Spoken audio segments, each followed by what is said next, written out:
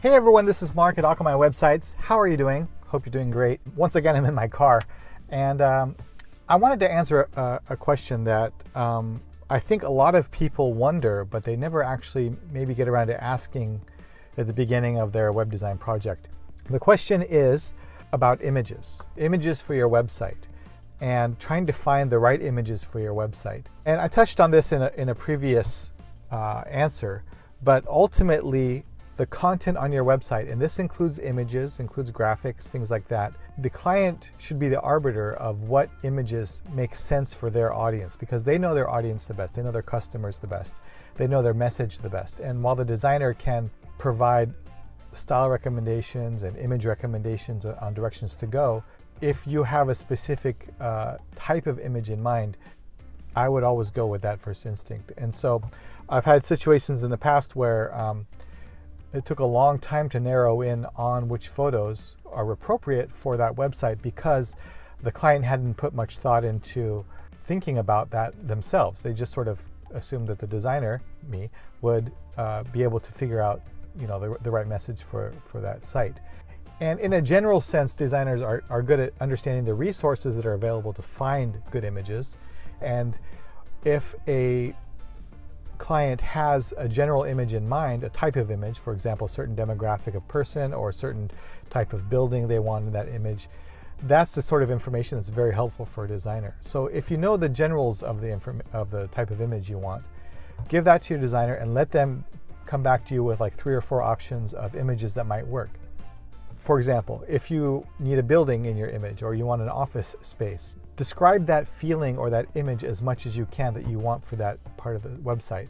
In the web design process, when a designer first comes up with a mock-up for a page, often they'll use placeholder images. Sometimes you'll see the letters FPO on them, which means for placement only. These images are just meant as placeholders for the type of image that would go in that space. It's not the end picture that you would end up in that spot. The end picture is really something that needs to come up from a collaboration with you and the designer. So for example, let's say you have an office room or a meeting room, a conference room as the image, but you realize that your demographic or your customers or your audience is much more about casual interaction or casual meetings. They don't really meet in boardrooms and stuffy offices. They meet in coffee shops, or they meet out in a park or something. Let the designer know it would be better to have an image where there's like 3 or 4 different people, maybe multi-ethnic people, between 20 and 30 years old, and they're in a park. Or if not that, then maybe they're at a coffee shop and they're talking to each other and smiling. That would be really good information for a designer to have, because they can go to their resources of stock image sites and finding the right pictures, and they can come up with 3 or 4 different options that would work really well for that type of image. And then you'll be able to narrow in really closely. And then you look at the images and say, okay, these 2 are really good. I like the elements of this and these 2 images. And then you can go from there. The other thing to keep in mind is that, as I've mentioned before, a website is a fluid thing. It's not something that is designed and launched and done. You can always go back and change the images. You can always go back and change the copy and the words on the page. So don't feel like, even though you found an image that works really good at launch, that you can't change that image a month or 2 later based on changing needs of your business. I work with one client where we change the homepage images once a quarter. We have a quarterly swap out of the homepage images. Once a month is fine. You could do it once a week.